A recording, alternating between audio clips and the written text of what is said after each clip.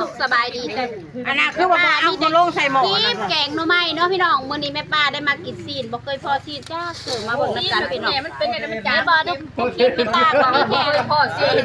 เคยพ่อแต่เอ็นแบบแต่ว่าแม่ป้าเจ้ายอกพี่น้องแต่ว่าแม่ป้าเห็นบ่ทุกคนแม่ป้ามีแต่ถ่ายคลิปแกงหน่อไม้เนาะมามื้อนี้แม่ป้าเอ็นกับนอพี่น้องเห็นแต่ก็เจ้ากินในโทรศัพท์มันสิคือสิแซ่บ เอ็นกับนอเพิ่นพ่อ แซ่บได้ลุงก็แซ่บกว่าน อกับนอไม้ มาพี่น้องมื้อนี้แม่ป้าก็มางานเด้อมาเฮ็ดอยู่เฮ็ดกินคือเก่าแต่ว่าคือวานแล้วแม่ป้าก็ได้มากินไปสิล่ะพี่น้องแซ่บอีหลีส่งกับเจ้าเฮ็ดมา ต้มมาแล้วโอ้ยแมงวันทำมากระโดดดีอ่ะเท่น ยามัน ซอยอีกเด้อมากับลุงคือเก่าเด้อพี่น้องป้ามากับลุงอยู่แล้วร้อยหลานในแล้ว อ้าวมะเขือก็มีนะได้จะว่ามากินนี่ คนนี้บอกเอาไปล้าง เอาล่างกินแม่ผักหักลุงเจ้าก็เคยกินอยู่บ่อนขี้นี่นี่คือขี้เนาะพี่น้องบ้านเฮาเอิ้นเทเนาะลุงเจ้าเคยกินอยู่บ่เลยปากขึ้นมา เคยกินอยู่ขี้เพี้ย อย่าว่าเคยกินแต่น้อยเขาบอกว่าอย่าขลับเขาว่านี่เด้ลูกพี่น้องนี่จะเห็ดล่ะ เขาข่าวกันเด้อได้พอถ่ายเด้อ มางานใดแม่ป้าต้องตูดงานนั้นพี่น้องนี่ซีนพี่น้องอาจจะสิมาปิ้งเอาใจอีลุงก่อนน้อยนึงใจได้นี่ได้ประสบปีใหม่เลยเนาะลุงเฮ็ดซอยงานนี่แหละแม่ป้าก็จะสิไปซอยงานสปอร์ตอีบ้านอาจารย์นี่ได้พี่น้องมื้อนี้ลาเพิ่นมาก่อนมาเฮ็ดเวียกนำไอ้น้องก่อนพี่น้องมีการผูกแขนกันปีใหม่ธรรมดาเฮานี่ล่ะนี่เด้ปากบะปิ้งของกินเอาใจอีลุงได้นี่เด้อ ถ่ายหนับเมื่อสิ พี่น้องวันนี้ลุงพันชนะชาแนลกับสิมานซอยคันนา ซอยหรือกินลุง แต่ว่าหายแห้งเนาะ ใช้เจลนะ เด้เจ้ หายของเฮานี่ คันนาพี่น้อง เจ้าก็ขอจำนะแม่ใหญ่นี่ติ บ่แซ่บอ่ะ เบิ้งเราเห็นเบิ้ง จะบ่เป็นไร จับโทยย่างยอกขึ้นแล้วก็คุยไปนี่มันจังคือ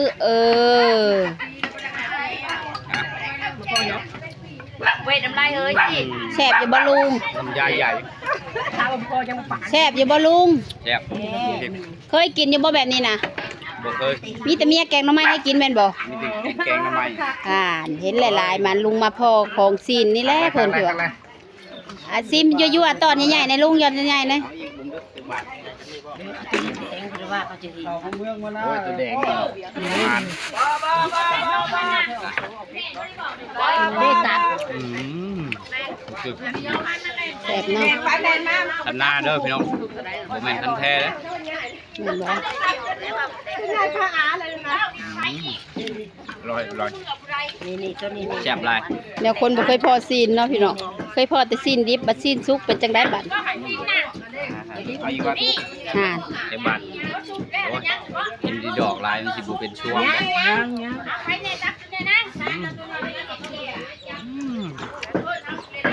ยาวเลย กินน้ำมันยากไหมไม่เจอก็ได้ ก็แล้ว เอาไปได้อ่านดิพี่แมงวันจื้อหลายคนก็เลยเอามาใส่เอามาเบิ่งพี่น้องวันนี้แม่ป้าสิหลังจากกิน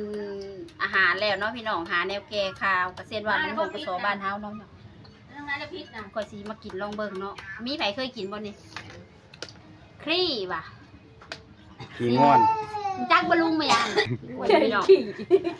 เป็นตาแซ่บมันก็คล้ายๆคือจักอย่างแหละป้าก็เคยเห็นอยู่ผู้เฒ่าเพิ่นเฮ็ดในกินตะกี้ก็เจ้าสิใส่ใบมะกรูดเนาะแต่นี่จักอ้าวเลยนี่เราเฮ็ดแล้วก็สิมาลองซิเบิ่งว่ารสชาติมันจะเป็นจังไดป้าก็เคยกินแต่ใส่แจ่วปลาแดกแบบบ้านๆเนาะพี่น้องแต่ป้าก็มาคุยแต่ว่ากินเถิงอีลุงหาก็สิมาถ่ายให้อีป้านี่สิมากินกับขี้ลองเบิ่งมันสิเป็นจังไดไข่ปิ้งกับลองเบิ่งเนาะพี่น้องจอกไอ้ไม้บ่เนี่ยป้าบอกลงกับลูกหลานกระยันเอาลงหลานบ่อยากกินขี้ทางหลานเลยบ่แม่นเว้าสุภาพเด้อบ่แม่นขี้โง่นอันนี้บวชชมบุญให้เขาเฒ่ามานี่นะป้าจะมาหอดไปนี่ทุกคนเคยเห็นบ่พี่น้องนี่นะ ผ่าน านกินเหอะอะไรแขกจะคายแบบทางมิ่มเด้อพี่น้อง เขาบ่ได้ลงกรุงเทพ ไม่เผ็ด กรุงเทพมาแล้ว ไปวิ่งแถวใดล่ะแถวสลัดนี่เคยกินบะลุงมาลองมึงดูคิดขี่แค่เผ็ด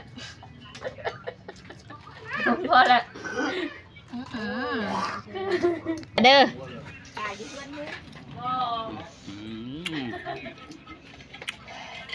แซ่บนุ่ม ลุงคือบ่กินเบิ่งขี้ค่ะ อ่ะกินสมกันเนาะ ผมไปเปิดห้านบ่ฮงมึงอยู่ในชายสันมึงไปใช่มาเดี๋ยวนี้ฮึ เจ้าก็กินบังฮูขี้นะเฮ้ย ฮะมึงบ่ได้มือเฮือนเลยบ่ เฮ้ยเจ้าก็เฮ็ดแบบตลกเจ้าล้านแล้วเจ้าให้มันหวานเบิดโหนดเจ้าฮะนะ บ่มีน้ำล้าง มีน้ำมียาละเปิดอยู่เอากินให้มันคือเนี่ยเจ้าควรมีโหนดนะให้มันติดโหนดแต่อย่างเจ้าก็ว่าเห็นแต่ปลากินคือแสบเนาะเบิ่งลุงกินว่าสิโอเคลุงกินให้เมียเบิ่งนะ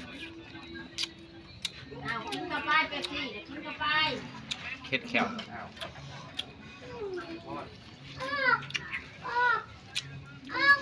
นั่งกินสุภาพนะจริงอ่ะขอบใจได้นึง เบิ่งล่ะ เอาขี้นะมาหวาดจะโทษละเล่ให้คอยเบิ่งนะกินทำเบิ่งดูโอเคอ่ะว้าวดู มาพี่น้อง เห็นป้ากินคือแสบวะสิ เป็นปลากินคือแซ่บคือจะเป็นตาแซ่บใส่ขี้